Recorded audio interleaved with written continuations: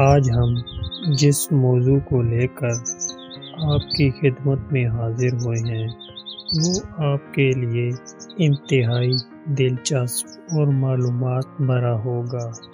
ایک زمانے میں لاس اینجلس کے ڈاکٹر ابراہم نے نیسا کے لوگوں پر بہت سے تجربات کیے۔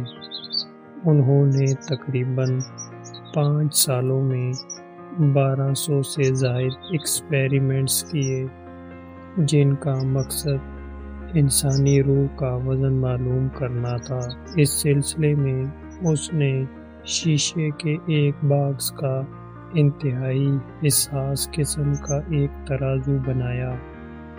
وہ اس باکس میں مریض کو لٹا کر اس کے پھیپھڑوں کی آکسیجن کا وزن کرتا اور پھر اس کے مرنے کا انتظار کرتا اور پھر اس کے جسم کا وزن کرتا۔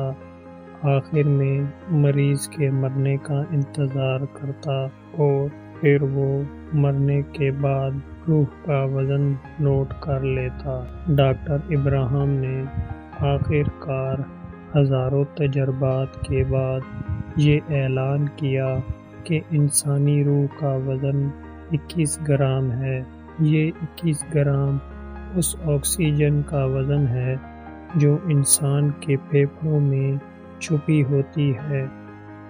موت انسان کو ہجکی کی صورت میں آتی ہے اور انسانی جسم پر وار کرتی ہے اور اسی ہجکی کے ساتھ یہ 21 گرام انسانی جسم سے باہر نکل جاتے ہیں اور انسان کی موت واقع ہو جاتی ہے۔